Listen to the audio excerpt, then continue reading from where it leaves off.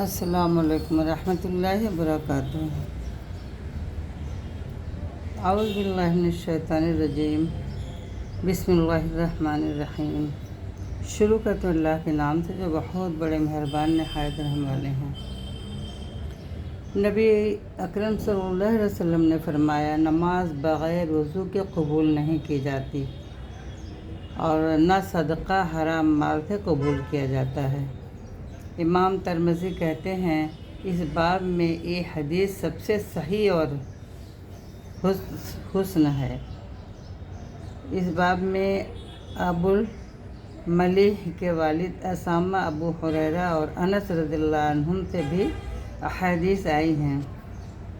حدیث نمبر 1، رسول اللہ صلی اللہ علیہ وسلم نے فرمایا، جب مسلمان یا مومن بندہ وضو کرتا اور اپنا چہرہ دھوتا ہے تو پانی کے ساتھ یا پانی کے آخری قطرے کے ساتھ اس کے چہرے سے وہ تمام گناہ جھڑ جاتے ہیں جو اس کی آنکھوں نے کیے تھے، یا اسی طرح کی کوئی اور حدیث فرمائے۔ پھر جب وہ اپنے ہاتھوں کو دھوتا ہے تو پانی کے ساتھ یا پانی کے آخری قطرے کے ساتھ وہ تمام گناہ جھڑ جاتے ہیں جو اس کے ہاتھوں سے ہوئے ہیں، یہاں تک کہ وہ گناہوں سے پاک و صاف ہو کر نکلتا ہے۔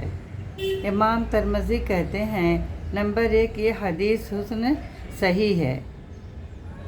2، 3، یا اس باب میں عثمان بن عفان، صوبان، ذابحی، عمرو بن عبسہ، سلمان اور عبداللہ بن عمرو رضی اللہ عنہم سے بھی احادیث آئی ہیں۔ ذابحی جنہوں نے ابو بکر صدیق رضی اللہ عنہ سے روایت کی ہے، ان کا سمع رسول اللہ صلی اللہ علیہ وسلم سے نہیں ہے۔ ان کا نام عبد الرحمن بن عسیلہ اور کنیت ابو عبداللہ ہے۔ انہوں نے رسول اللہ صلی اللہ علیہ وسلم کے پاس سفر کیا، راستے ہی میں تھے کہ رسول اللہ صلی اللہ علیہ وسلم کا انتقال ہو گیا۔ انا للہ و انا الیہ راجعون۔ انہوں نے نبی اکرم صلی اللہ علیہ وسلم سے متعدد احادیث روایت کی ہیں، اور ذابح بن افسر بن عسرہ حمصی صحابی رضی اللہ عنہ، ان کو ذابحی بھی کہا جاتا ہے۔ انہی کی حدیث ہے کہ میں نے نبی کریم صلی اللہ علیہ وسلم کو فرماتے سنا، میں تمہارے ذریعے سے دوسری امتوں میں اپنی اکثریت پر فخر کروں گا، تم میرے بعد تم ہرگز ایک دوسرے کو قتل نہ کرنا۔ حدیث نمبر 2، رسول اللہ صلی اللہ علیہ وسلم نے فرمایا، نماز کی کنجی وضو ہے اور اس کا تحریمہ صرف اللہ اکبر کہنا ہے، اور نماز میں جو چیزیں حرام تھیں وہ السلام علیکم ورحمۃ اللہ کہنے ہی سے حلال ہوتی ہیں۔ امام ترمذی کہتے ہیں، اس باب میں جو یہ حدیث سب سے صحیح اور حسن ہے۔ عبداللہ بن محمد بن عقیل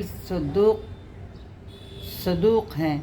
بعض اہل علم نے ان کے حافظ کے تعلق سے ان پر کلام کیا ہے۔ میں نے محمد بن اسماعیل بخاری کو یہ کہتے ہوئے سنا کہ احمد بن حنبل، اسحاق بن ابراہیم بن راہویہ اور حمیدی عبداللہ بن محمد بن عقیل کی روایت سے حجت پکڑتے تھے، اور وہ مقارب الحدیث ہیں۔ اس باب میں جابر اور ابو سعید خدری رضی اللہ عنہ سے بھی احادیث آتی ہیں۔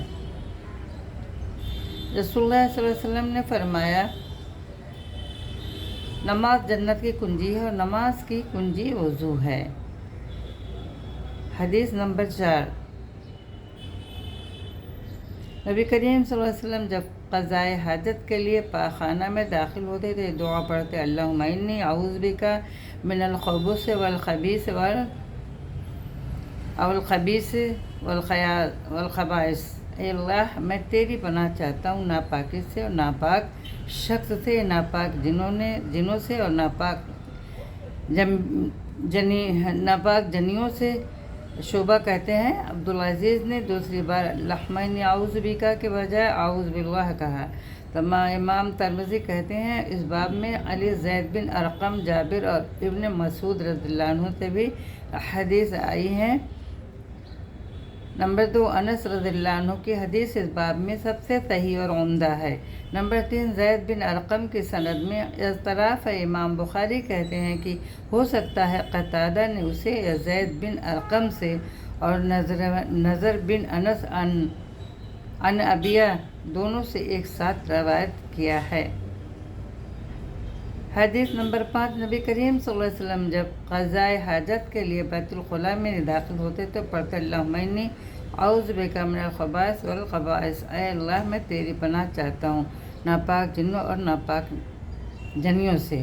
امام ترمذی کہتے ہیں حدیث حسن صحیح ہے۔ السلام علیکم ورحمۃ اللہ وبرکاتہ۔ انشاءاللہ آئندہ، اللہ حافظ۔